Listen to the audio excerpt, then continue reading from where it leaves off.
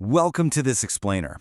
Look, we're diving straight into the high-stakes reality of the 2026 World Cup bronze final down in Miami. Now, two of Europe's absolute heaviest hitters arrived at this tournament with one goal in mind, lifting that trophy up in New Jersey. Instead, they're meeting 1,000 miles south at Hard Rock Stadium for a prize. Let's be honest, neither of them originally wanted to be chasing. But hey, despite what the consolation match label suggests, this game is absolutely loaded with massive storylines. Let's get right into it. So here's our roadmap for today. We'll start with the heartbreak before Miami, then we'll look at the race for the Golden Boot, Didier Deschamps' final stand, England's bronze medal curse, and we'll wrap it all up with history and matchday trends. Kicking things off with Section 1, the heartbreak before Miami, as we process those brutal semifinal exits. Both of these squads are currently navigating a grueling 24 to 48-hour emotional turnaround. I mean, think about the context of the heartbreak they just went through. It's staggering. Look at France's situation. They rolled into that semifinal completely unbeaten, 6 for 6, a whopping 16 goals scored, just 2 conceded. They were terrifying. And then, Spain happened. France got handed a 2-0 defeat where they literally never found their rhythm. No sustained possession, no press. Their dominant run just fizzled out in almost total silence. Then, over on the English side, their exit was honestly maybe even crueler. Anthony Gordon puts them up 1-0 on Argentina. For a glorious minute there, a World Cup final felt totally real. But boom, in the closing minutes, everything just shatters. Enzo Fernandez strikes, then Lautaro Martinez, and just like that, England's tournament dreams are dashed in the blink of an eye. That kind of psychological whiplash, that's going to matter immensely when they step on the pitch today. Moving to Section 2, chasing the Golden Boot. This is the massive subplot driving the match today. So a huge individual milestone is hanging right in the balance today. We've got Kylian Mbappé and Lionel Messi deadlocked at 8 goals apiece for the tournament. But as we know, Messi holds the tiebreaker right now because he's got 4 assists to Mbappe's 3. The catch here? Messi is playing in Sunday's actual final, so he gets one more turn on the big stage. Mbappé doesn't. Tonight is quite literally Mbappe's final opportunity to add to his tally and leapfrog his biggest rival for that Golden Boot. And to put that into perspective, this extends way beyond just the 2026 tournament. Mbappé currently sits at 20 all-time career World Cup goals. 20! That puts him just a single goal behind Messi's 21 on the all-time career list. So yeah, every single time Mbappé gets on the ball tonight, it carries immense historical weight. All right, on to Section 3. Deschamps' final stand, a legendary manager's swan song. Beyond the 22 guys on the pitch, there is an incredibly emotional storyline playing out on the French touchline. Tonight marks an unbelievable 187th and final game in charge for Didier Deschamps. We're talking about the end of a massive era that kicked off all the way back in 2012. Seriously, just look at the resume the man has built. Appointed in 2012, lifted the World Cup in 2018, made it to the final again in 2022, and is now stepping away after his 3rd World Cup semifinal run. A win tonight wouldn't just be a nice send-off, it would secure his 122nd career victory as a manager. It lets him walk away on a high note, with a medal around his neck, rather than suffering some flat, empty-handed exit. You better believe that French squad is going to be highly motivated to deliver that for him.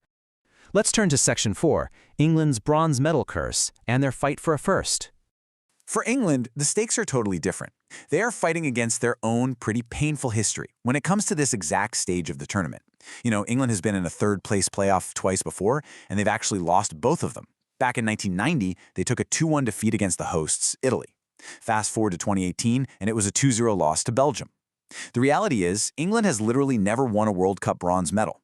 So tonight, Miami is their chance to finally break that curse and secure their first ever 3rd-place finish. And when you contrast that historical struggle with the French, it's like night and day. While England has 0 bronze medals, France historically thrives here.